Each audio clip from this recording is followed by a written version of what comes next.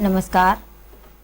आज हिंदी गद्य कक्षा 9 मंत्र कहानी लेकर उपस्थित हैं और मंत्र कहानी के बारे में बात करने से पहले, उसे पढ़ने से पहले हम उसके लेखक प्रेमचंद जी के बारे में संक्षिप्त जानकारी कर लेते हैं।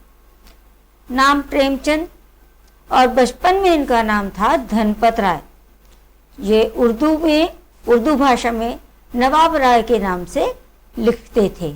जो कुछ भी साहित्य सृजन करते थे उर्दू में तो नवाब राय के नाम से करते थे। इनके पिता का नाम अजायब राय, माता आनंदी देवी। जन्म हुआ इनका सन 1880 ईस्वी में और जन्म स्थान है इनका लम्ही, वाराणसी, उत्तर प्रदेश। प्रारंभिक शिक्षा इनका जन्म स्थान जो वाराणसी है वहीं पर हुई है। संपादन इन्होंने किया मर्यादा, माधुरी, जागरण और हंस पत्र पत्रिकाएं हैं। लेखन विधा मतलब प्रकार, जिन प्रकार इन्होंने साहित्य सृजन किया। उपन्यास लिखे हैं, कहानी और नाटक विशेष रूप से। भाषा शैली के अंतर्गत हम बात करें तो भाषा इनकी बड़ी सजीव, व्यावहारिक और प्रवाहमयी, मतलब उसमें एक वेग है, प्रवाह है, आगे को बढ़ती हुई प्रतीत होती है। शैली वर्णनात्मक, भावात्मक और विवेचनात्मक, हास्य व्यंग्यात्मक। प्रमुख रचनाएं अगर हम बात करें तो गबन, गोदान, कर्मभूमि, निर्मला, सेवा सदन ये उपन्यास हैं और कफन इनकी कहानी है। बलिदान भी इनकी कहानी है। रूठी रानी इनका नाटक है। सन 1936 में मां भारती का यह सपूत पंचतत्वों में विलीन हो गया। इन्होंने एक रचना इनकी थी सोजे वतन। उसने ऐसी क्रांति की ज्वाला भड़काई कि अंग्रेज सरकार द्वारा उसे जब्त कर लिया गया। इसके बाद प्रेमचंद नाम से ये सामाजिक कहानियां लिखने लगे। कुछ समय बाद ये महावीर प्रसाद द्विवेदी के संपर्क में आए, तभी से प्रेमचंद नाम से पहचाने जाने लगे। हिंदी का ये युगांतकारी उपन्यास सम्राट कहा गया है। इनको उपन्यास के क्षेत्र में इनका विशिष्ट योगदान रहा है, इन्हें उपन्यास सम्राट कहा गया है। तो उपन्यास सम्राट प्रेमचंद जी, कहानी के क्षेत्र में भी इनका बहुत विशेष योगदान रहा है। सन 1936 में ये इस भौतिक संसार से सदैव के लिए विदा हो गए थे। अब इनकी जो मर्यादा पत्रिका का संपादन इन्होंने किया, उसके बाद माधुरी का किया। हंस और जागरण पत्रों का प्रकाशन और संपादन करते रहे और इनका ये गोदान उपन्यास है, इसमें इन्होंने कृषकों की दयनीय दशा के विषय में वर्णन किया है। मुंशी प्रेमचंद जी के जीवन परिचय की संक्षिप्त जानकारी के बाद अब हम मंत्र कहानी पढ़ रहे हैं। पहले मैं कहानी आपको संक्षेप में बता देती हूँ, आपको रुचिकर लगेगा, ज्यादा अच्छे समझ में आएगा। ये एक बूढ़ा भगत होता है जो कि बड़ा ही उदार स्वभाव का होता है। किसी के घर में आग लग जाए, बुझाने के लिए तुरंत चला जाएगा। किसी के छप्पर गिर जाए, उसको उठाकर लगाने में मदद करेगा। कहीं किसी के घर में कलह हो रहा हो, उसको शांत कराना। किसी की मृत्यु हो जाए तो अर्थी को कंधा देना, या ये सांप के कांटे का मंत्र भी जानता था। तो पता नहीं बहुत सारे लोगों को इसने जीवन दान दिया था। इस समय इनके पुत्र की बहुत बहुत दयनीय दशा थी और ये डॉक्टर चड्ढा के पास जाते हैं। अब डॉक्टर चड्ढा जो हैं समय के बड़े पाबंद हैं। उनके पास पहुंचे तो उन्होंने इसलिए इनके पुत्र को देखने से मना कर दिया, इनसे बात भी नहीं की सीधे से कि उनका गोल्फ खेलने जाने का समय हो रहा था। अब कुछ इनके पुत्र की तो मृत्यु हो जाती है, ये अपने पुत्र को लेकर चले जाते हैं और वो उसकी मृत्यु हो जाती है। ये बूढ़ा भगत तो क्या करे, गरीब आदमी है। कुछ समय बीतने के बाद अब डॉक्टर चड्ढा का बेटा, उसका जन्मदिन मनाया जा रहा था, अचानक वो सांपों का तमाशा दिखा रहा था।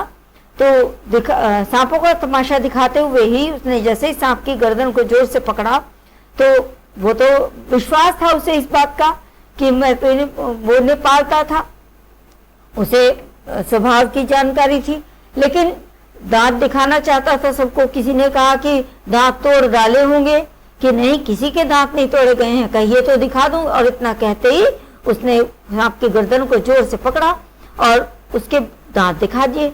उसके बाद जैसे वो धरती पे रखने लगा सांप को, तो वो तो उग्र हो गया सांप और उसको काट लिया, कैलाश को, जो इसका डॉक्टर चड्ढा का बेटा है।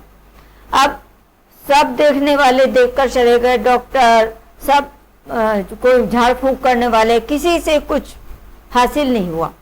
अंत में ये बूढ़ा भगत, जिसके पुत्र को डॉक्टर चड्ढा ने देखा तक नहीं था, ये पहुंचता है और सब निराश थे। बस यही उम्मीद हो रही थी कि अब तो सुबह होगी और लाश को गंगा की गोद में दे दिया जाएगा।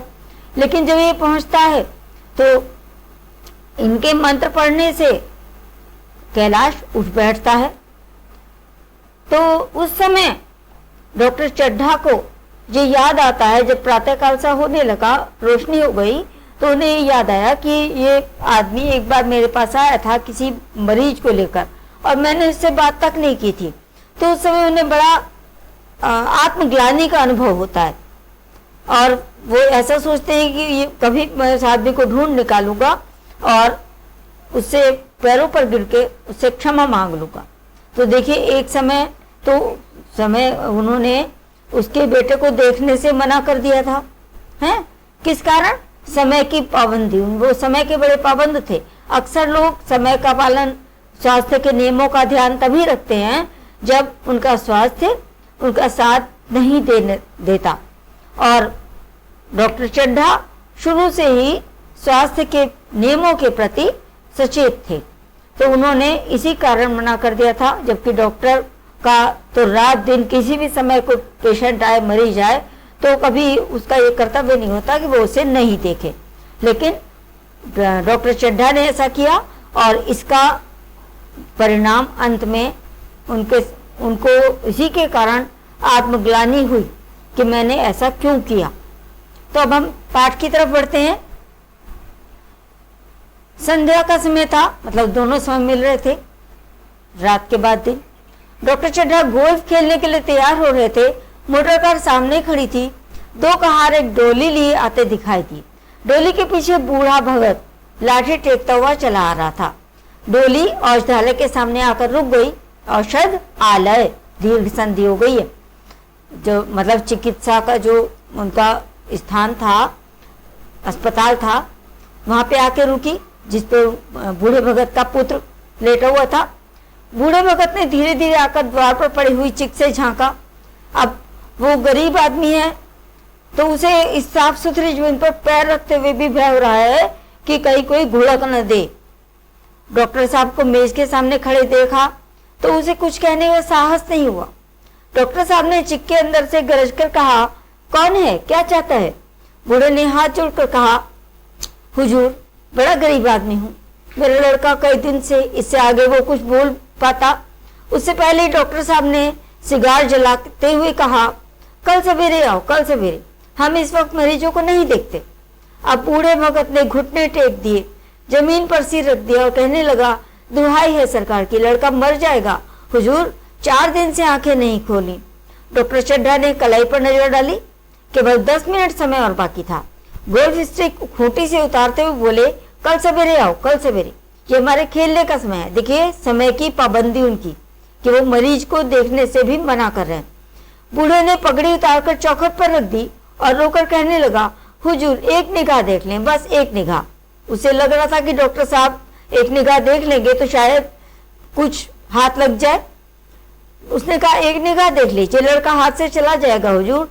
7 लड़कों में से यही एक बच रहा है हुजूर। हम दोनों आदमी रो रो कर मर जाएंगे सरकार। आपकी बढ़ती हुई दिन बंधु। लेकिन डॉक्टर चड्ढा ने उसकी तरफ देखा तक नहीं, उसके बेटे की तरफ। ऐसे उजड़ देहाती यहाँ प्राय रोज आया करते थे। डॉक्टर साहब को आदत थी, भाई जिसको कोई परेशानी है वो आएगा। अब डॉक्टर साहब कब तक अपने किसी भी कार्य को छोड़ते रहेंगे? उनके मन में तो ये बात है ना कि स्वास्थ्य के नियमों के प्रति वो सचेत हैं, तो उनके स्वभाव से खूब परिचित थे ऐसे आने वाले मरीजों के परिजनों से। कोई कितना भी कुछ कहे पर वे अपनी ही रट लगाते जाएंगे, किसी की सुनेंगे नहीं। धीरे से चिक उठाई और बाहर निकलकर मोटर की तरफ चले डॉक्टर चड्ढा। बूढ़ा ये कहता हुआ उनके पीछे दौड़ने लगा, सरकार बड़ा धर्म होगा, हुजूर दया कीजिए, बड़ा दीन दुखी हूँ, संसार में कोई और नहीं है बाबूजी। मगर डॉक्टर साहब ने उसकी तरफ मुंह फेर कर देखा तक नहीं। मोटर पर बैठकर बोले, कल सवेरे आना। वही जो उनके मन में निश्चय था कि मुझे स्वास्थ्य के नियमों के प्रति सचेत रहना है, तो मुझे खेलने जाना है, मेरा खेलने जाने का समय है, समय की पाबंदी है। अब मोटर भी चली गई। बूढ़ा कई मिनट तक मूर्ति की भांति निश्चल खड़ा रहा। संसार में ऐसे मनुष्य भी होते हैं जो अपने आमोद प्रमोद के आगे किसी की जान की भी परवाह नहीं करते। शायद इसका उसे अब तक भी विश्वास न आता था। मतलब ये जो बूढ़ा भगत था ये बहुत ही उदार हृदय वाला था, सबके परोपकारी स्वभाव का था, हर किसी के काम आने वाला था। और संसार में ऐसे लोग भी होते हैं जो अपने मनोरंजन के सामने किसी की जान की भी परवाह नहीं करते। इस बात का भगत को अभी भी विश्वास नहीं आ रहा था कि संसार में ऐसे लोग भी होते हैं। कुछ समय वो मूर्ति की तरह निश्चल खड़ा रहा। सभ्य संसार इतना निर्मम, इतना कठोर है, इसका ऐसा मर्मभेदी अनुभव अब तक न हुआ था। जो सभ्य संसार में वो रह रहा है उसके वो इतना निर्मोही हो सकता है, निर्मम, जिसमें ममता का नाम निशान नहीं है, इतना कठोर हृदय वाला हो सकता है, ऐसा मर्मभेदी अनुभव भगत को अभी तक नहीं हुआ था। क्योंकि भगत उन पुराने जमाने के जीवों में था जो लगी हुई आग को बुझाने, कहीं आग लग जाए तो तुरंत उसे बुझाने में मदद करने के लिए पहुंच जाता था। मुर्दे को कंधा देने, किसी के छप्पर को उठाने, छप्पर गिर जाए तो उसमें मदद करने के लिए उठाने में, और किसी के घर में यदि कलह हो तो उस कलह को शांत करने के लिए सदैव तैयार रहता था। जब बूढ़े को मोटर दिखाई दी, वो खड़ा टकटकी लगाए उस तरफ देखता ही रहा, ताकता रहा। शायद अब भी डॉक्टर साहब के लौट के आने की उसे आशा थी। फिर उसने कारों से डोली उठाने को कहा। अब डोली जिधर से आई थी वापस उधर ही चली गई, क्योंकि अब तो निराश हो गई, मोटर चली गई थी डॉक्टर चड्ढा की। चारों तरफ से निराश होकर डॉक्टर चड्ढा के पास आया था, क्योंकि उसने डॉक्टर चड्ढा की बड़ी तारीफ सुनी थी। अब यहाँ से भी निराश हो गया, तो निराश होकर फिर वो किसी दूसरे डॉक्टर के पास नहीं गया। उसने अपनी किस्मत से समझौता कर लिया, किस्मत ठोक ली। इसने अपना किस्मत समझ लिया कि मेरी किस्मत में यही हुआ है। उसी रात को उसका हंसता खेलता 7 साल का बालक अपनी बाल लीला समाप्त करके इस संसार से सिधार गया। बूढ़े माँ बाप के जीवन का यही एक आधार था। बच्चे को देखकर ही माँ बाप अपना जीवन सार्थक समझते। इसी का मुंह देखकर वे जी रहे थे। इस दीपक के बुझते ही जीवन की अंधेरी रात भाए भाए करने लगी। बस जीवन में उजाला तो तभी दिखता है ना जब सामने अपनी संतान हंसी खुशी से जीवन व्यतीत करती हुई दिखाई दे, वरना तो अंधकार ही है। बुढ़ापे की विशाल ममता टूटे हुए हृदय से निकलकर उस अंधकार में आर्त स्वर से रोने लगी। उनका मतलब जो उनकी अपने संतान के प्रति ममता की भावना थी वो उसी अंधकार में विलीन होने लगी। कई साल गुजर गए। डॉक्टर चड्ढा ने खूब यश और धन कमाया, लेकिन इसके साथ ही अपने स्वास्थ्य की रक्षा भी की, जो एक असाधारण बात थी। यह उनके नियमित जीवन का आशीर्वाद था कि 50 वर्ष की अवस्था में उनकी चुस्ती और फुर्ती युवकों को भी लज्जित करती थी। मतलब युवाओं में भी इतने चुस्ती फुर्ती दिखाई नहीं देती थी जितनी कि डॉक्टर चड्ढा में, क्योंकि वो स्वास्थ्य के नियमों का सदैव पालन करते थे। उनके हर एक काम का समय नियत था, निश्चित था। इस नियम से वे जौ भर भी न टलते थे। जौ भर मतलब जरा सा भी हटते नहीं थे अपने नियम पालन से। बहुधा यानी अक्सर, अधिकांश समय पर लोग स्वास्थ्य के नियमों का पालन तब करते हैं, उस समय करते हैं जब रोगी हो जाते हैं, जब कोई रोग उन्हें घेर लेता है, उनके शरीर में रोग उत्पन्न होने लगते हैं। डॉक्टर चड्ढा उपचार और संयम का रहस्य खूब समझते थे। उनकी संतान संख्या भी इसी नियम के अधीन थी, उनकी संतान भी इसी नियम का पालन करती थी। उनके केवल 2 बच्चे हुए, एक लड़का और एक लड़की। तीसरी संतान नहीं हुई, इसलिए श्रीमती चड्ढा भी अभी जवान मालूम होती थी। लड़की का तो विवाह हो चुका था, लड़का कॉलेज में पढ़ता था। वही माता पिता के जीवन का आधार था। शील और विनय का पुतला, मतलब स्वभाव उसका बड़ा ही अच्छा, और विनम्रता ये उसमें कूट कूट कर भरी हुई थी।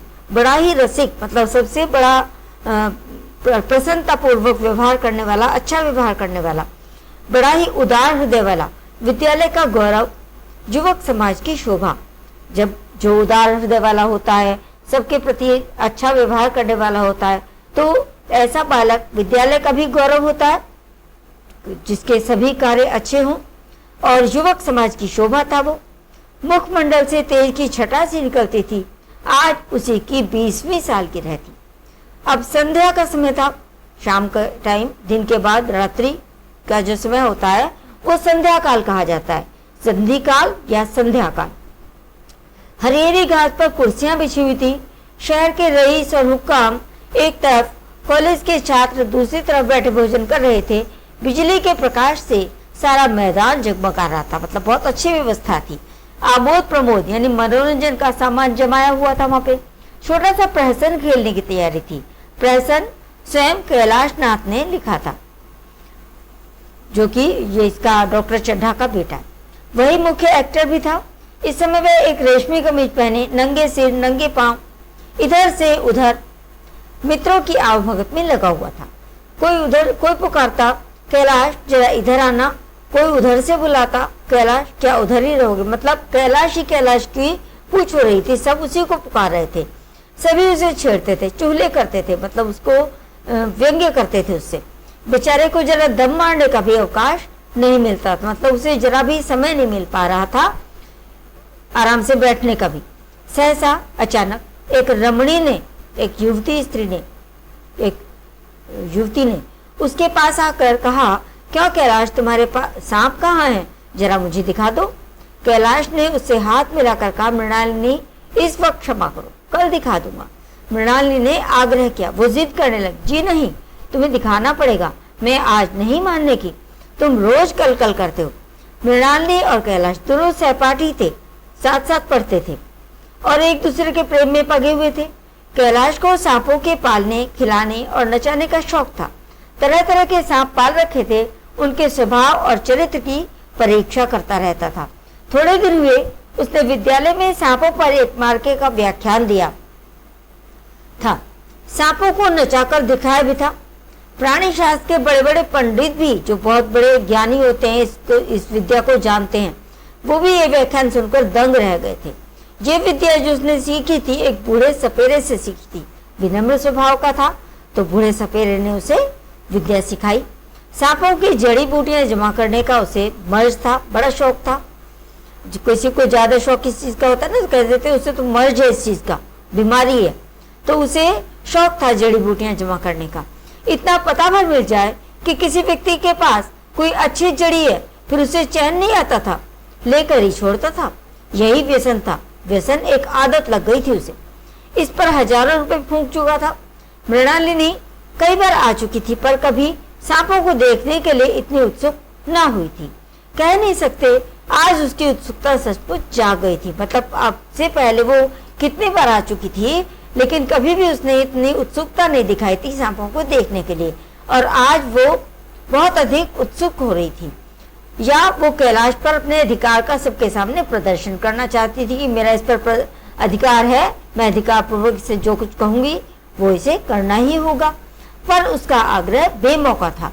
मतलब वो जन्मदिन मनाया जा रहा था, भीड़ थी लोगों की, तो ये उचित अवसर नहीं था उसका ये आग्रह करने का। उस कोठरी में कितनी भीड़ लग जाएगी, मतलब कमरे में, कोठरी मतलब कमरा। भीड़ को देखकर सांप कितने चौंकेंगे।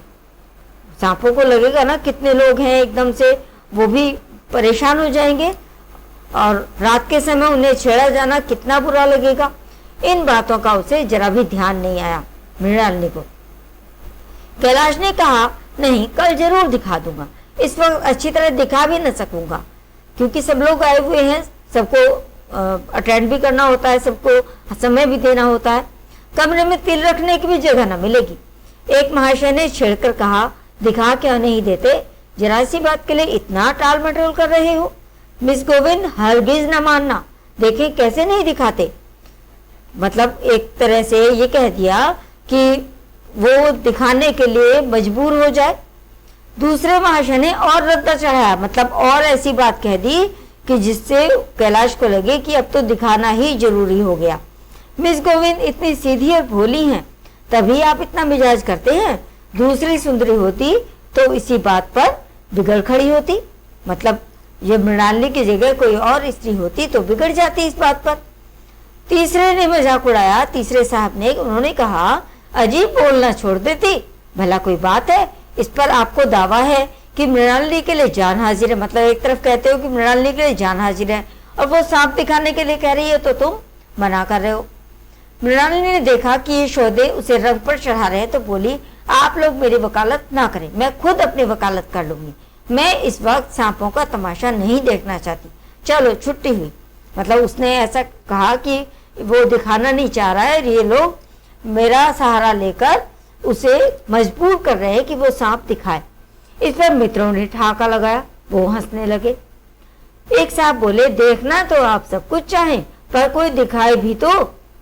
अब कैलाश के लिए बात हो गई थी कि वो क्या करे। कैलाश को मृणालिनी की झेपी हुई सूरत देखकर मालूम हुआ, वो उसे लगा ना कि मृणालिनी को के लिए उन्होंने ऐसा कह दिया कि तुम तो देखना चाहती हो, मित्रों ने कह दिया, और वो दिखाई नहीं रहा है तो तुम देखोगी कैसे। तो मृणालिनी मानो झेप गई। कैलाश को ऐसा लगा तो इस वक्त उसका इनकार वास्तव में उसे बुरा लगा है। उसे लगा कैलाश को कि मृणालिनी को अच्छा नहीं लगा मेरा मना करना, सांपों को दिखाने के लिए मना करना। जो ही प्रीतिभोज समाप्त हुआ और गाना शुरू हुआ, प्रीतिभोज यानी कि जो आने वालों के सम्मान में प्रीतिभोज रखा गया था, जिसे दावत कह देते हैं, और एक तरफ संगीत शुरू हो गया। उसने मृणालिनी और अन्य मित्रों को सांपों के दड़पे के सामने ले जाकर मोवर बजाना शुरू किया। जो सांपों को अपनी ओर आकर्षित करने के लिए मोवर बजाते हैं तो ध्वनि होती है उसकी। फिर एक एक खाना खोलकर जिसमें सांप रखे हुए थे, एक एक सांप को निकालने लगा। वाह क्या कमाल था। ऐसा जान पड़ता था कि वे कीड़े उसकी एक एक बात, उसके मन का एक एक भाव समझते हैं कैलाश के। किसी को उठा लिया, किसी को गर्दन में डाल लिया, किसी को हाथ में लपेट लिया। अब उसे तो आदत थी तो सांप उसे कुछ नहीं कहते थे। मृणालिनी बार बार मना करती कि उन्हें गर्दन में न डालो, दूर ही से दिखा दो, बस जरा नचा दो। कैलाश की गर्दन में सांपों को लिपटते देखकर उसकी जान निकल जाती थी। मृणालिनी को लगता था कि इसको कुछ ना हो जाए। पछता रही थी वो कि मैंने व्यर्थ ही इसे सांप दिखाने को कहा। अगर मैं नहीं कहती तो इस समय ये सांप नहीं दिखाता। लेकिन कैलाश एक न सुनता था उसकी बात पर ध्यान नहीं दे रहा था। प्रेमिका के सम्मुख अपने सर्व कला प्रदर्शन का ऐसा अवसर पाकर वह कब चुकता कि मैं अपनी प्रेमिका के सामने अपने सर्व कला का प्रदर्शन कर रहा हूं। एक मित्र ने टीका की, दांत तोड़ डाले होंगे। कैलाश ने हंसकर कहा, दांत तोड़ डालना मदारियों का काम है, किसी के दांत नहीं तोड़े गए हैं, कहिए तो दिखा दूं। और इतना कहकर उसने एक काले सांप को पकड़ लिया और बोला, मेरे पास इससे बड़ा और जहरीला सांप दूसरा नहीं है। अगर किसी को काट ले तो आदमी आनन फानन में मर जाए, लहर भी ना आए, मतलब समय नहीं लगेगा मरने में, इतना जहरीला है ये। इसके कांटे का मंत्र नहीं है, मतलब किसी भी प्रकार से इसके कांटा जो इसको ये काट ले वो बच नहीं सकता। इसके दांत दिखा दूं? मृणालिनी ने उसका हाथ पकड़कर कहा, नहीं नहीं कैलाश, ईश्वर के लिए उसे छोड़ दो, तुम्हारे पैरों पड़ती हूँ। उसे तो उसका सहपाठी है, मित्र है उसका, उसे तो भय लग रहा था तो वो कह रही थी मैं तुम्हारे पैरों पड़ती हूँ, तुम इसे छोड़ दो। इस पर एक दूसरे मित्र बोले, मुझे तो विश्वास नहीं आता, लेकिन तुम कहते हो तो मान लेता हूँ। कैलाश ने सांप की गर्दन पकड़कर कहा, नहीं साहब, आप आंखों से देखकर मानिए। तो दांत तोड़कर वश में किया तो क्या किया, सांप बड़ा समझदार होता है। अगर उसे विश्वास हो जाए कि किसी आदमी से मुझे कोई हानि नहीं पहुंचेगी तो वह उसे हरगिज न काटेगा। पूरी तरह परिचित था वो सांपों से, तो वो ऐसा कहने लगा कि जिस व्यक्ति से सांप को पता होता है कि मुझे कोई हानि नहीं पहुंचेगी तो सांप उसे कभी नहीं काटता। मृणालिनी ने जब देखा कि कैलाश पर इस वक्त भूत सवार है तो उसने तमाशा न करने के विचार से कहा, अच्छा भाई अब यहाँ से चलो, देखो गाना शुरू हो गया है, आज मैं भी कुछ सुनाऊंगी। यह कहते हुए उसने कैलाश का कंधा पकड़कर चलने का इशारा किया कि चलो इसे बंद करो, और निकल गई वहां से कि मैं जाऊंगी तो सब लोग यहाँ से धीरे धीरे बाहर चले जाएंगे। मगर कैलाश विरोधियों का शंका समाधान करके ही दम लेना चाहता था। कैलाश को लग रहा था कि जो विपक्षी लोग हैं, ये जो मेरा विरोध कर रहे हैं, इनके मन में जो शंका है मुझे उसका समाधान करना ही होगा। उसने सांप की गर्दन पकड़कर जोर से दबाई, इतनी जोर से दबाई कि उसका मुंह लाल हो गया, ते भी तन गई, उसका शरीर जो था तन गई, नसें सारी तन गई। सांप ने अब तक उसके हाथों ऐसा व्यवहार नहीं देखा था, तो उसकी समझ में नहीं आता था कि ये मुझसे क्या चाहते हैं। सांप को ये नहीं पता लगा कि ये मुझसे क्या चाहते हैं। उसे शायद भ्रम हुआ कि ये मुझे मार डालना चाहते हैं, इसलिए वह तैयार हो गया और कैलाश ने उसकी गर्दन खूब दबाकर मुंह खोल दिया और उसके जहरीले दांत दिखाते हुए बोला, जिन सज्जनों को शक हो आकर देख लें, आया विश्वास या अभी भी कुछ शक है। आकर उसके दांत देखे और चकित हो गए। प्रत्यक्ष प्रमाण के सामने संदेह को स्थान कहा। उसने तो दांत खोल के, सांप का मुंह खोल के दांत दिखाए, तो अब संदेह कहाँ ठहरेगा। शंका निवारण करके, मतलब जो लोगों के मन में शंका थी, संदेह हो रहा था, उसको दूर कर दिया। और फिर कैलाश ने सांप की गर्दन ढीली कर दी और उसे जमीन पर रखना चाहा। तभी वो काला क्युवन सांप जो है वो क्रोध से पागल हो रहा था। सांप को इस बात का क्या पता कि ये क्या कर रहे हैं। उसके इतना टाइट जोर से कस के पकड़ा गया, तो जैसे ही उसकी गर्दन ढीली हुई, वो तो क्रोध में उबल रहा था। गर्दन नरम पड़ते ही उसने सिर उठाकर कैलाश के हाथ में, उंगली में जोर से काटा और वहां से भागा। कैलाश की उंगली से टप टप खून टपकने लगा। उसने उंगली दबा ली और अपने कमरे की तरफ दौड़ा। वहां मेज की दराज में एक जड़ी रखी हुई थी। उसे जड़ी बूटियां रखने का भी बहुत शौक था, तो मेज की दराज में एक जड़ी बूटी रखी हुई थी।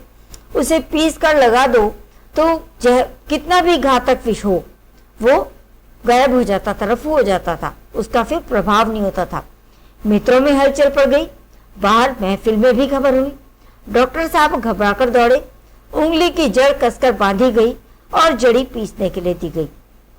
डॉक्टर साहब जड़ी बूटियों के कायल न थे। वो उंगली का डसा हुआ भाग नश्तर से काट देना चाहते थे, मगर कैलाश को जड़ी पर पूरा भरोसा था। मृणालिनी पियानो पर बैठी हुई थी, वो पियानो बजा रही थी। ये खबर जैसे ही मृणालिनी ने सुनी तो वो भी दौड़ पड़ी और कैलाश की उंगली से टपकते हुए खून को रुमाल से पोंछने लगी। उधर जड़ी बूटी पीसी जाने लगी, पर उसी एक मिनट में कैलाश की आंखें झपकने लगी, होठों पर पीलापन दौड़ने लगा, होठ पीले पड़ गए। यहाँ तक कि उसमें खड़े रहने की भी सामर्थ्य नहीं रही, खड़ा नहीं रह सका। वो फर्श पर बैठने लगा। सारे मेहमान कमरे में जमा हो गए, कोई कुछ कहता था, कोई कुछ। इतने में जड़ी पिस गई। मृणालिनी ने उंगली पर लेप किया। 1 मिनट और बीता, कैलाश की आंखें बंद हो गईं और हाथ से उसने पंखा झलने का इशारा किया, मतलब बोल नहीं पाया, और उसने ऐसा इशारा किया कि उसे पंखा झल के उसे हवा करो। माँ ने दौड़कर उसका सिर गोद में रख लिया और बिजली का टेबल फैन लगा दिया। डॉक्टर साहब ने झुककर पूछा, कैलाश कैसी तबीयत है। कैलाश ने धीरे से हाथ हिलाया, मगर कुछ बोल नहीं पाया, बोल नहीं सका वो। मृणालिनी ने करुण स्वर में कहा, क्या जड़ी कुछ असर न करेगी। डॉक्टर साहब ने सिर पकड़कर कहा, क्या बताऊं, मैं इसकी बातों में आ गया, अब तो नश्तर का भी कुछ फायदा न होगा। आधा घंटे तक यही हाल रहा। कैलाश की जो दशा थी, जो उसकी हालत थी, हर क्षण बिगड़ती जा रही थी। यहाँ तक कि उसकी आंखें पथरा गई। मतलब इधर उधर देखते हैं ना, जो स्वस्थ होता है वो तो अपनी आंखों को घुमा लेता है, अब उसकी आंखें भी पथराने लगी, हाथ पांव भी ठंडे पड़ गए, मुख पे जो तेज था, मुख की कांति वो भी मलिन पड़ने लगी, नाड़ी का कहीं पता नहीं, मौत के सारे लक्षण दिखाई देने लगे। मतलब ऐसा लग रहा था कि उसकी मौत बिल्कुल करीब है। घर में कोहराम मच गया। मृणालिनी एक और सिर पीटने लगी, माँ अलग पछाड़े खाने लगी। डॉक्टर चड्ढा को मित्रों ने पकड़ लिया, नहीं तो वे नश्तर अपनी गर्दन में ही मार लेते। एक महाशय बोले, कोई मंत्र झाड़ने वाला मिले तो संभव है अब भी जान बच जाए। एक मुसलमान सज्जन ने इसका समर्थन किया कि हाँ, वास्तव में ये बात सही है। अरे साहब, कब्र में पड़ी हुई लाशें जिंदा हो गई हैं, ऐसे ऐसे बाकमाल पड़े हुए हैं। मतलब इस संसार में ऐसे ऐसे लोग हैं कि जिन्होंने कब्र में पड़ी हुई लाशों को भी जीवन दान दे दिया। डॉक्टर चड्ढा बोली, मेरे अक्ल पर पत्थर पड़ गया था, इसकी बातों में आ गया, नश्तर लगा देता तो ये नौबत क्यों आती। बार बार समझाता रहा कि बेटा सांप ना पालो, मगर कौन सुनता था। बुलाइए, किसी झाड़ फूक वाले को ही बुलाइए, मेरा सब कुछ ले ले, मैं अपनी सारी जायदाद उसके पैरों पर रख दूंगा, लंगोटी बांध कर घर से निकल जाऊंगा, मगर मेरा कैलाश, मेरा प्यारा कैलाश उठ बैठे, ईश्वर के लिए किसी को बुलवाइए। अब उसका डॉक्टर चड्ढा स्वयं तो असमर्थ अनुभव कर रहे थे अपने आप को, और अपना सब कुछ दांव पे लगाने को तैयार थे, सब कुछ देने को तैयार थे कि जिससे भी उम्मीद है आप बुला लीजिए। एक महाशय का किसी झाड़ने वाले से परिचय था, वह दौड़कर उसे बुला लाए, मगर कैलाश की सूरत देखकर उसे मंत्र चलाने की हिम्मत न पड़ी। वो भी निराश हो गया, बोला अब क्या हो सकता है सरकार, जो कुछ होना था हो चुका। अब देखिए, अरे मूर्ख, यह क्यों नहीं कहता कि जो कुछ ना होना था हो चुका। मतलब तुम कह रहे हो कि जो कुछ होना था हो चुका, जो होना था वो कहाँ हुआ, जो कुछ होना था वो हुआ कहाँ। माँ बाप ने बेटे का सेहरा कहाँ देखा, अभी इसका विवाह कहाँ हुआ, होना तो ये था। मृणालिनी का कामना तरु क्या पल्लव और पुष्प से रंजित हो उठा। मृणालिनी जो उसके साथ पढ़ने वाली थी, उसके मन की जो कामना थी, क्या वो पल्लव और पुष्प से रंजित हुई, क्या उसकी वो कामना पूरी हुई। मन के वे स्वर्ण स्वप्न, सुनहरे सपने जिनसे जीवन आनंद का स्रोत बना हुआ था। सुनहरे सपने देखते हैं तो उन्हीं से तो हमारे जीवन में आनंद आता है।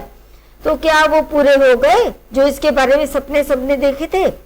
जीवन के नृत्यमय तारिका मंडित सागर में आमोद की बहार लूटते हुए क्या उसकी नौका जलमग्न नहीं हो गई। मतलब उसकी तो नाव ही जल में डूब गई। जो ना होना था वह हो गया। तुम कह रहे हो कि जो कुछ होना था हो चुका, लेकिन यहाँ तो हुआ वो है जो नहीं होना चाहिए था। वही हरा भरा मैदान था, वही सुनहरी चांदनी एक निशब्द संगीत की भांति प्रकृति पर छाई हुई थी। वही मित्र समाज था, वही मनोरंजन के सामान थे, मगर जहाँ हास्य की ध्वनि थी वहां अब करुण क्रंदन और अश्रु प्रवाह था। मतलब हरा भरा मैदान में जहाँ कुर्सियां लगी हुई थी, प्रकाश की व्यवस्था थी, मनोरंजन के सारे साधन थे, हैं, तो कितना उत्साह उस समय उस महफिल में दिखाई दे रहा था। लेकिन सारा कुछ वही है, वही साजो सामान है, वही हरा भरा मैदान है, वो चंद्रमा की चांदनी फैली हुई है और प्रकाश की जो व्यवस्था की गई थी वो उसी प्रकार है, वो सब प्रकृति पर छाई हुई है। मित्रों का समाज भी वैसा का वैसा है, मनोरंजन के सामान हैं। लेकिन जब उत्सव मनाया जा रहा था तो एक हास्य की ध्वनि थी, सब आनंदित थे, और अब उसके स्थान पर करुणा से भरा क्रंदन, करुण स्वर और अश्रु प्रवाह। सबके करुणा के कारण सबके नेत्रों में आंसू हैं, आंसू बह रहे हैं। शहर से कई मील दूर एक छोटे से घर में एक बूढ़ा और बुढ़िया अंगीठी सामने बैठे जाड़े की रात काट रहे थे। बूढ़ा नारियल पीता था और बीच बीच में खांसता था। बुढ़िया दोनों घुटनों में सिर डाले आग की ओर मतलब तरफ ताक रही थी, देख रही थी। एक मिट्टी के तेल की कुप्पी ताक पर जल रही थी। मतलब घर में लाइट नहीं थी तो मिट्टी के तेल की कुप्पी जलाकर उसी से प्रकाश किया हुआ था। घर में न चारपाई थी न बिछौना, एक किनारे थोड़ी सी पुआल पड़ी हुई थी। इसी कोठरी में एक चूल्हा था। बुढ़िया दिन भर उपले और सूखी लकड़ियां बटोरती थी। बूढ़ा रस्सी बटकर बाजार में बेचता था। उसका रस्सी बटने का काम था। यही उनकी जीविका थी। जो कुछ उससे मिल जाता था उसी से वो अपना भरण पोषण करते थे। उन्हें इसमें ही वो संतुष्ट थे। न वो रोते थे, कभी किसी के सामने न हंसते। किसी ने उन्हें न रोते देखा न हंसते। उनका सारा समय जीवित रहने में कट जाता था। मतलब अपने जीवन को बनाए रखने के लिए, जो अपने जीविकोपार्जन के लिए जो कुछ करना करते थे वो करते रहते थे और किसी तरफ उनका ध्यान नहीं था। मौत द्वार पर खड़ी थी। रोने हंसने की उन्हें कहाँ फुर्सत। कोई बुढ़ापा है, कब मृत्यु आ जाए। बुढ़िया ने पूछा, कल के लिए सन तो है नहीं, काम क्या करोगे? जाकर झगड़ू सा से 10 सेर सन उधार लाऊंगा। उसके पहले के पैसे तो दिए ही नहीं, और उधार कैसे देगा? ना देगा ना सही। घास तो कहीं नहीं गई है। दोपहर तक क्या दुआने की भी नहीं काटूंगा। इतने में एक आदमी ने द्वार पर आवाज दी, भगत भगत क्या सो गए? जरा किवाड़ खोलो। भगत ने उठकर किवाड़ खोल दिए। एक आदमी ने अंदर आकर कहा, कुछ सुना तुमने? चड्ढा बाबू के लड़के को सांप ने काट लिया। भगत ने चौंक कर कहा, चड्ढा बाबू के लड़के को?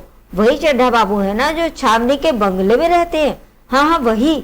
शहर में हल्ला मचा हुआ है। जाते हो तो जाओ, आदमी बन जाओगी। बूढ़े ने कठोर भाव से सिर हिलाकर कहा, मैं नहीं जाता, मेरी बला जाए। वही चड्ढा बाबू हैं, खूब अच्छी तरह जानता हूँ। भैया को लेकर उन्हीं के पास गया था। खेलने जा रहे थे, पैरों पर गिर पड़ा कि एक निगाह देख लीजिए, मगर सीधे मुंह बात तक नहीं की। भगवान बैठे सुन रहे थे। वैसे भगत को, बूढ़े भगत को ऐसा लग रहा है कि उसने मेरे बेटे को नहीं देखा था तो भगवान ने उसके किए का उसे प्रतिफल दिया। वो कह रहा है भगवान बैठे सुन रहे थे, अब जान पड़ेगा कि बेटे का गम कैसा होता है। कई लड़के हैं? नहीं जी, यही तो एक लड़का था। सुना है सबने जवाब दे दिया है। भगवान बड़ा कारसाज है। उस वक्त मेरी आंखों से आंसू निकल पड़े थे, पर उन्हें तनिक भी दया नहीं आई थी। बूढ़ा भगत कह रहा है कि मेरी आंखों से आंसू बह रहे थे, लेकिन उन्हें दया नहीं आई थी मेरी हालत देख के। मैं तो उनके द्वार पर होता तो भी बात ना पूछता। बूढ़ा भगत कह रहा है, तो न जाओगे? आने वाला जो व्यक्ति था वो कह रहा है, तो नहीं जाओगे तुम? हमने जो सुना था सो कह दिया, अब तुम्हारी इच्छा है, जाओ या नहीं जाओ। अच्छा किया, अच्छा किया। कलेजा ठंडा हो गया, आंखें ठंडी हो गई। मतलब ऊपर से ये जता रहा है, ये बता रहा है उसे कि मुझे ये सुन के मेरे मन को शांति हो गई। लड़का भी ठंडा हो गया होगा, तुम जाओ, आज चैन की नींद सोऊंगा। ये सब ऊपरी मन से चल रहा है काम। बुढ़िया से बोला वो बूढ़ा भगत, जरा तमाकू दे दे, एक चिलम पीऊंगा। अब मालूम होगा लाला को, सारी साहिबी निकल जाएगी। हमारा क्या बिगड़ा? हमारी लड़के के जाने से कुछ राज तो नहीं चला गया। जहाँ 6 बच्चे हुए थे वहां एक और चला गया। तुम्हारा तो राज सूना हो जाएगा। भाई डॉक्टर चड्ढा के पास तो धन दौलत है। तो वो कह रहा है बूढ़ा भगत कि तुम्हारा तो राज सूना हो जाएगा डॉक्टर चड्ढा। उसी के वास्ते सबका गला दबा दबा कर जोड़ा था ना। अब क्या करोगे? बार बार देखने जाऊं, कुछ दिन बाद देखने जाऊंगा, पर उसके मिजाज का हाल पूछूंगा। मतलब मैं अभी नहीं जाऊंगा, कुछ समय बाद जाऊंगा देखने और उनके मिजाज का हाल पूछूंगा। अब उनके हाल कैसा है? पुत्र के जाने से उन्हें कोई प्रभाव तो नहीं पड़ा, या पड़ा? आदमी चला गया। भगत ने किवाड़ बंद कर लिए। तब चिलम पर तमाकू रखकर पीने लगे। बुढ़िया ने कहा, इतनी रात गए, जाड़े पाले में कौन जाएगा? अरे दोपहर ही होता तो मैं न जाता। बूढ़ा भगत कह रहा है कि दोपहर भी होता तो भी नहीं जाता मैं। सवारी दरवाजे पर लेने आती तो भी मैं नहीं जाता। मैं पन्ना की सूरत आज भी मेरी आंखों में फिर रही है, और इसी निर्दयी ने उसे एक नजर देखा तक नहीं था। क्या मैं नहीं जानता था कि वो नहीं बचेगा? बेटे के लिए कह रहा है कि मेरा बेटा जो मृत्यु को प्राप्त हो गया, मैं भी जानता था कि वो बचेगा नहीं, पर अगर वो एक निगाह देख लेते तो मन को संतुष्टि हो जाती थी। मैं भी जानता था कि वो बचेगा नहीं, खूब जानता था। चड्ढा भगवान नहीं थे कि उनके एक निगाह भर देख लेने से अमृत बरस जाता। नहीं, बस खाली मन की दौड़ थी, मन को संतुष्टि हो जाती, जरा तसल्ली हो जाती, बस इसीलिए उनके पास दौड़ा गया था। अब किसी दिन जाऊंगा और कहूंगा, क्यों साहब कहिए क्या हाल है? दुनिया बुरा कहेगी, कहे, कोई परवाह नहीं। छोटे आदमी में तो सब ऐब होते हैं, बड़ों में कोई ऐब नहीं होता, देवता होते हैं। भगत के लिए जीवन में ये पहला अवसर था कि ऐसा समाचार पाकर बैठा रह गया। 80 वर्ष के जीवन में ऐसा कभी नहीं हुआ था कि सांप की खबर पाकर भगत दौड़ा न गया हो। वो जब भी ऐसा समाचार सुनता था तो दौड़ा चला जाता था। माघ पूस की अंधेरी रात हो, चैत बैसाख की धूप हो, लू हो, या सावन भादों की चढ़ी हुई नदी हो, नदी और नाले चढ़े हुए हों पानी से अत्यधिक वर्षा के कारण, किसी भी परिस्थिति की उसने कभी परवाह नहीं की।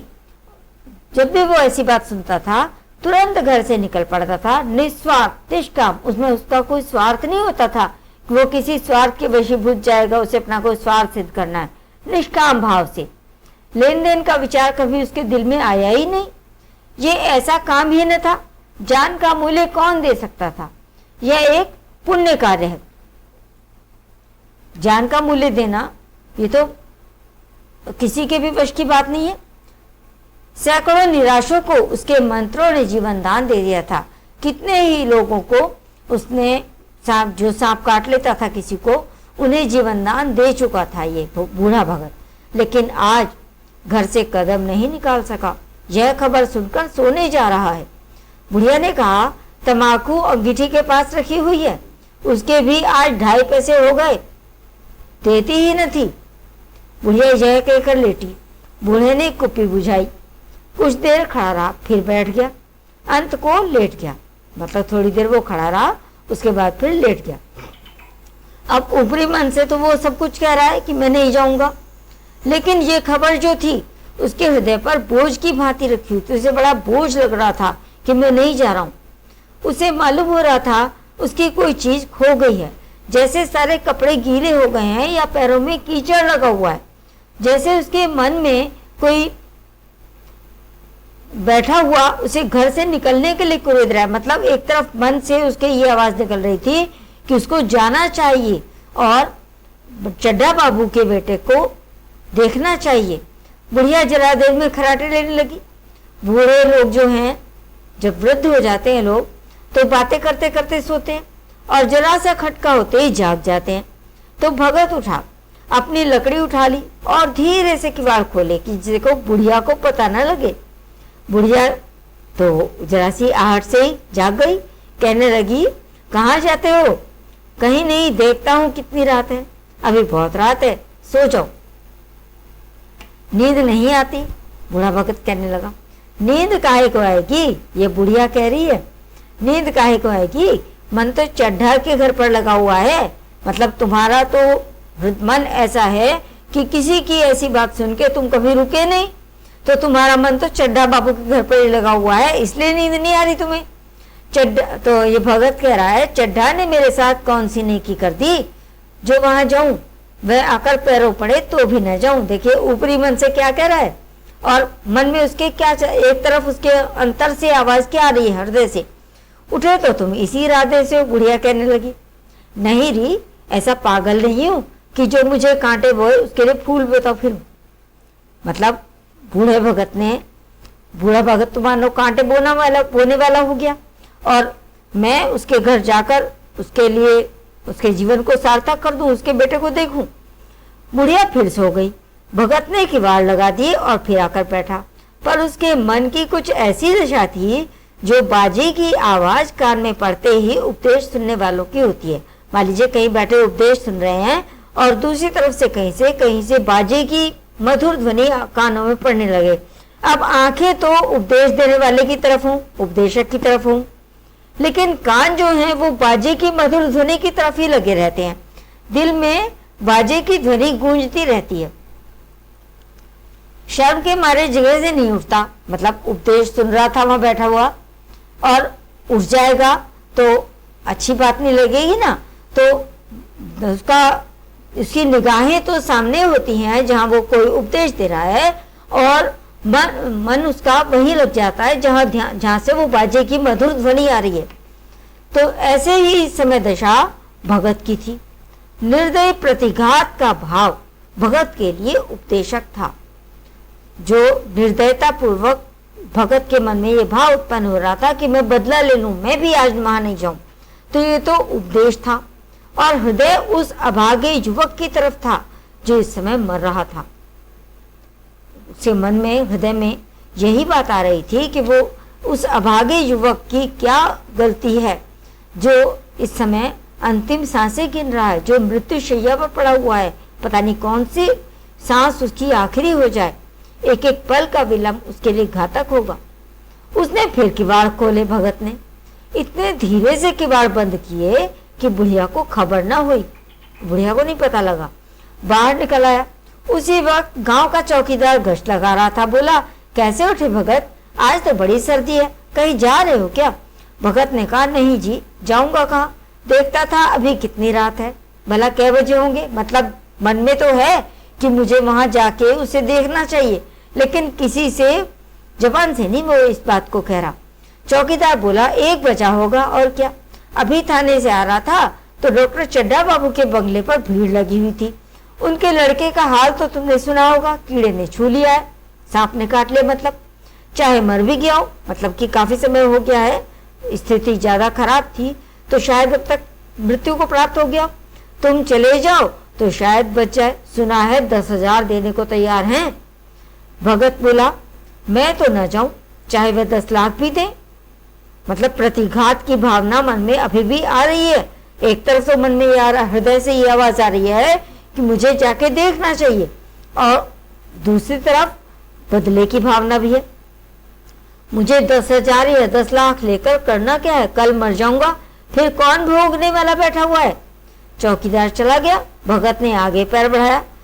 अब उसकी दशा देखिए, जैसे नशे में आदमी की देह अपने काबू में नहीं रही थी। पैर कहीं रखता है, पड़ता कहीं है, कहता कुछ है, जबान से निकलता कुछ है। मतलब वो इस तरह से तेजी से आगे बढ़ रहा था कि उसके अपने शरीर पे नियंत्रण नहीं रहा था। वही हाल इस समय भगत का हो रहा था। मन में प्रतिकार था। प्रतिकार मतलब बदले की भावना, पर कर्म मन के अधीन नहीं था। उसने ऐसे काम कभी नहीं किए थे जो कभी इससे बदला लिया हो। जिसने कभी तलवार नहीं चलाई वो इरादा करने पर भी तलवार नहीं चला सकता। जो तलवार तो वही चलाएगा ना जो तलवार चलाने का आदी है, जिसे आदत है। तो भगत ने कभी किसी के साथ ऐसा व्यवहार नहीं किया था कि किसी के सांप को काटने के बाद वो सुनकर चुप बैठा रह गया हो। तो आज वो कैसे चुप रह सकता था? उसके हाथ कांपते हैं, उसके हाथ कांपते हैं, उठते नहीं। भगत लाठी खटखट करता लपका चला जाता था। मतलब लाठी टेकता हुआ भगत आगे बढ़ता चला जा रहा था। चेतना रोकती थी पर उपचेतना ठेलती थी। मतलब एक तरफ तो ऐसे उसके मन में ये बात आती थी कि मुझे वहां नहीं जाना चाहिए, उसने मेरे साथ कौन सा अच्छा काम किया है, और दूसरी तरफ से उसके हृदय से आवाज आती थी कि नहीं, तुझे जाना चाहिए। सेवक स्वामी पर हावी था। तो मतलब उसके जो अंतर की आवाज थी, हृदय की आवाज थी, वो उस पर हावी हो रही थी। आधी रात निकल जाने के बाद सहसा अचानक भगत रुक गया। हिंसा ने क्रिया पर विजय पाई।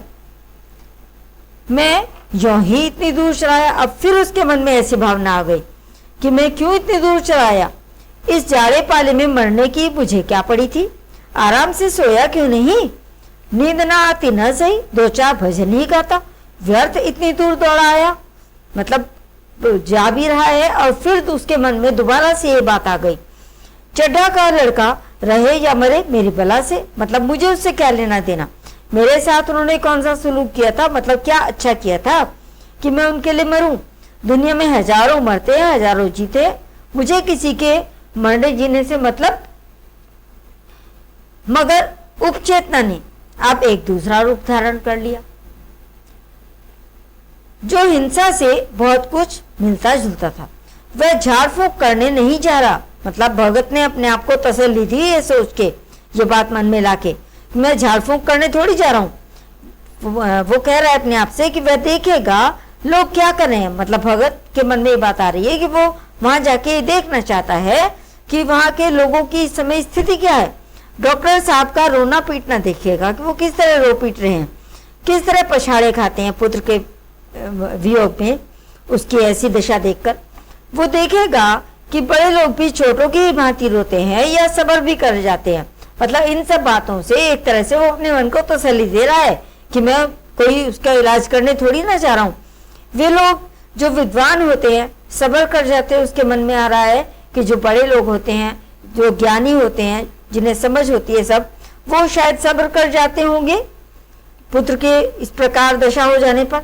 हिंसा भाव को जो धीरज देता हुआ वह फिर आगे बढ़ा। उसके मन में जो हिंसा की भावना उत्पन्न हो रही थी कि मैं क्यों जा रहा हूं आगे, उसको इस प्रकार से उसने तसल्ली दी और अपने कदम आगे बढ़ाए। इतने में दो आदमी आते दिखाई दिए। दोनों बातें करते चले आ रहे थे। चड्ढा बाबू का घर उजड़ गया। वही तो एक लड़का था। भगत के कान में आवाज पड़ी। उसकी चाल और भी तेज हो गई। देखो उसका जो स्वभाव है वो अपने स्वभाव को छोड़ नहीं पा रहा। भले ही उसके मन में बदले की भावना आ रही है, अब ये बात सुन के उसकी चाल तेज हो गई। थकान के मारे पांव ना उठते थे, उसके कदम डगमगा रहे थे। वो शिरोभाग इतना बढ़ा जाता था मानो अब मुंह के बल गिर पड़ेगा। जब हम बहुत तेजी से भागते हैं ना, तेज तेज चलते हैं, तो जो ऊपरी हिस्सा होता है मस्तक वाला वो आगे की ओर हो जाता है। तो उसका शिरोभाग इतना आगे को झुक रहा था, उसे लग रहा था कि तेज चलने के कारण मानो अब गिर पड़ेगा वो। इस तरह वह कोई 10 मिनट चला होगा कि डॉक्टर साहब का बंगला उसे दिखाई देना शुरू हो गया, नजर आ गया उसे। बिजली की बत्तियां जल रही थी मगर सन्नाटा छाया हुआ था। मतलब उस रोशनी का में कोई उत्साह नहीं दिखाई दे रहा था, बिल्कुल शांति थी। रोने पीटने की आवाज भी नहीं आती थी। भगत का कलेजा धक धक करने लगा। कहीं मुझे बहुत देर तो नहीं हो गई। वह दौड़ने लगा कि मैंने कहीं आने में देर तो नहीं लगा। अब देखो स्वभाव उसका हावी हो रहा है उस पर। अपने उम्र में इतना तेज कभी नहीं दौड़ा था। बस यही मालूम होता था मानो उसके पीछे मौत दौड़ी आ रही है। उसे ऐसा लग रहा था कि उसके पीछे मानो मौत दौड़ी चली आ रही है। 2 बज गए थे, मेहमान विदा हो गए। रोने वालों में केवल आकाश के तारे रह गए थे और सभी रो रो कर थक गए थे। मतलब तारे जो चमक रहे थे वो ऐसा लग रहा था जैसे ये उसके ऐसी दशा पर रो रहे हो। ओस टपक रही थी ना। बड़ी उत्सुकता के साथ लोग रह रहकर आकाश की तरफ देख रहे थे कि किसी तरह सुबह हो और लाश जो है वो गंगा की गोद में दे दी जाए। अचानक सहसा मतलब अचानक भगत ने द्वार पर दरवाजे पर पहुंचकर आवाज लगाई। डॉक्टर साहब समझे कोई मरीज आया होगा। किसी और दिन उन्होंने उस आदमी को धुतकार दिया होता, मगर आज बाहर निकल आए। मतलब आज देखिए उनके मन में ऐसी बात आई कि वो बाहर आ गए। देखा एक बूढ़ा आदमी खड़ा है, कमर झुकी हुई है, पोपला मुंह, दांत निकल जाने के बाद मुंह पोपला हो जाता है ना, भौहें तक सफेद हो गई थी। वृद्धावस्था पूरा प्रभाव दिखा रही थी उस पे। लकड़ी के सहारे कांप रहा था। बड़ी नम्रता से बोले, क्या है भाई, आज तो हमारे ऊपर ऐसी मुसीबत पड़ गई है कि कुछ कहते नहीं बनता, फिर कभी आना। मतलब उसे डॉक्टर चड्ढा को ऐसा लगा कि ये किसी बीमारी के लिए आया है यहाँ पे इलाज करवाने। इधर 1 महीना तक तो शायद मैं किसी मरीज को न देख सकूंगा। मैं अभी 1 महीने किसी मरीज को देख नहीं पाऊंगा। भगत ने कहा, सुन चुका हूँ बाबूजी, इसीलिए आया हूँ। भैया कहाँ हैं, जरा मुझे दिखा दीजिए। भगवान बड़ा कारसाज है, मुर्दे को जिला सकता है। कौन जाने अब भी उसे दया आ जाए। बूढ़े भगत ने उसे दिलासा दी कि शायद अभी भगवान को दया आ जाए और कैलाश जो है वो जीवित हो जाए। चड्ढा ने व्यथित स्वर में कहा, व्यथित मतलब व्यथा भरे स्वर में, पीड़ा थी, करुणा थी उसके स्वर में। चलो देख लो। अब बूढ़े से डॉक्टर चड्ढा को तो कुछ दिखाई नहीं दे रहा। जो कोई जो कुछ कह रहा है वो वही करने के लिए तैयार है। तो उसने कहा चलो देख लो। मगर 3-4 घंटे हो गए, जो कुछ होना था हो चुका। अब डॉक्टर चड्ढा अपने आप ये बात कह रहे हैं, अभी पीछे आया था ना जो कुछ होना था वो कहाँ हुआ। अब डॉक्टर चड्ढा स्वयं ये कह रहे हैं कि जो कुछ होना था हो चुका। बहुतेरे झाड़ने फूंकने वाले देख देख कर चले गए। डॉक्टर साहब को आशा तो क्या होती, हाँ बूढ़े पर दया आ गई। मतलब डॉक्टर साहब को ये उम्मीद नहीं थी कि ये कुछ कर पाएगा, लेकिन उस बूढ़े पर उन्हें दया आ गई कि ये आया है तो मैं इसे दिखा दूं कैलाश को। उसे अंदर ले गए बूढ़े भगत को। भगत ने लाश को 1 मिनट तक देखा और मुस्कुराकर बोला, अभी कुछ नहीं बिगड़ा है बाबूजी, वह नारायण चाहेंगे तो आधे घंटे में भैया उठ बैठेंगे। आप नाहक दिल छोटा कर रहे हैं, जरा कहारों से कहिए पानी तो भरे। मतलब उनसे कहा कि भाई बिगड़ा कुछ नहीं है और आप पानी भरने के लिए कहिए कहारों से, आप दिल छोटा मत कीजिए। कहारों ने पानी भर भर कर कैलाश को नहलाना शुरू किया। पाइप बंद हो गया तो कहारों की संख्या भी अधिक नहीं थी, इसलिए जो मेहमान आए हुए थे अहाते के बाहर कुएं से पानी भर भर कर कहारों को दिया। देखो मेहमान भी कितने सहायता कर रहे हैं कि कुएं से पानी भर के कहारों को पकड़ा रहे हैं, कहार वहां पानी पहुंचा के कैलाश को नहला रहे हैं। मृणालिनी कलसा लिए पानी ला रही थी। बूढ़ा भगत खड़ा होकर मुस्कुरा मुस्कुरा कर मंत्र पढ़ रहा था, मानो विजय उसके सामने खड़ी है। उसे पूरा विश्वास था कि विजय उसे मिलेगी। जब एक बार मंत्र समाप्त हो जाता तब वह एक जड़ी कैलाश को सूंघा देता। इस तरह न जाने कितने घड़े कैलाश के सिर पर डाले गए और न जाने कितने बार भगत ने मंत्र फूंका। आखिरकार जब उषा मतलब प्रातःकाल, अपनी लाल लाल आंखें खोली, मतलब सूरज की किरणें दिखाई देना शुरू हुई, उनका प्रकाश फैला सूरज का, थोड़ा थोड़ा किरणें आनी शुरू हुई तो कैलाश की भी लाल लाल आंखें खुल गई। एक क्षण में उसने अगड़ाई ली। प्रातःकाल होने के साथ ही कैलाश की भी आंखें खुल गई तो क्षण भर में उसने अंगड़ाई ली और पानी पीने को मांगा। डॉक्टर चड्ढा ने दौड़कर नारायणी को गले से लगा लिया। नारायणी दौड़कर भगत के पैरों पर गिर पड़ी और मृणालिनी कैलाश के सामने आंखों में आंसू भरे पूछने लगी, अब कैसी तबीयत है। मृणालिनी जो उसके साथ पढ़ती थी। एक क्षण में चारों तरफ खबर फैल गई। मित्रगण मुबारकबाद देने आने लगे। डॉक्टर साहब बड़े श्रद्धा भाव से हर एक के सामने भगत का यश गाते फिरते थे। सभी लोग भगत के दर्शनों के लिए उत्सुक थे। भाई ऐसा पहुंचा हुआ भगत है कि जिसकी उम्मीद नहीं रही थी कि उसका जीवन बच जाएगा, उसका जीवन बचा दिया। तो सब उसके जीवन के लिए उत्सुक थे, उसके दर्शन के लिए तो सभी लोग भगत के दर्शन करना चाहते थे। लेकिन अंदर जाकर देखा तो भगत का कहीं पता नहीं था। नौकरों ने कहा, अभी तो यहीं बैठे चिलम पी रहे थे, हम लोग तमाकू देने लगे तो नहीं ली, अपने पास से तमाकू निकालकर चिलम भरी। मतलब चिलम में तमाकू भी अपना रखा, यहाँ हमसे नहीं लिया। यहाँ तो भगत की चारों तरफ तलाश होने लगी, और मतलब तरफ। और भगत जो है वो लपकता हुआ घर चला जा रहा है, बड़ी तेजी से भागा जा रहा है कि उसे मन में है कि बुढ़िया के उठने से पहले पहुंच जाऊं, कभी बुढ़िया कुछ कहे। जब मेहमान लोग चले गए तो डॉक्टर साहब ने नारायणी से कहा, बुढ़ा न जाने कहाँ चला गया, एक चिलम तमाकू का भी रवादार न हुआ। मतलब डॉक्टर साहब को लगा कि उसने हमारे प्रति कितना बड़ा उपकार किया और हम उसे एक चिलम तमाकू भी नहीं हम उसे दे पाए। नारायणी जो पत्नी है उनकी कहने लगी, मैंने तो सोचा था इसी को बड़ी रकम दूंगी। डॉक्टर चड्ढा बोल रहे हैं, रात को मैंने नहीं पहचाना, पर जरा साफ हो जाने पर पहचान गया। अब उन्हें ध्यान आ गया कि एक बार ये एक मरीज को लेकर आया था। डॉक्टर चड्ढा कह रहे हैं कि मुझे अब याद आ रहा है कि मैं खेलने जा रहा था और मरीज को देखने से इनकार कर दिया था। आज उस दिन की बात याद करके मुझे जितनी ग्लानि हो रही है, आत्मग्लानि का अनुभव हुआ डॉक्टर चड्ढा को कि मैंने उस मरीज को देखा तक नहीं था जिसे वो लेकर आया था, और आज वही व्यक्ति मेरे बेटे को जीवन दान देके गया। तो जितनी मुझे ग्लानि हो रही है उसे मैं प्रकट नहीं कर सकता। मतलब बहुत अधिक आत्मग्लानि का अनुभव हुआ डॉक्टर चड्ढा को। और फिर वो कहते हैं कि मैं उसे खोज निकालूंगा, मैं उसे ढूंढूंगा, उसके पैरों पर गिरकर अपना अपराध क्षमा कराऊंगा, अपने अपराध के लिए क्षमा मांगूंगा उससे। वो कुछ लेगा नहीं, मतलब स्वाभिमानी है वो, उसने कुछ मांगा नहीं इतना बड़ा काम करके भी, तो निश्चित रूप से वो बड़ा स्वाभिमानी है, वो कुछ नहीं लेगा, ये मैं जानता हूँ।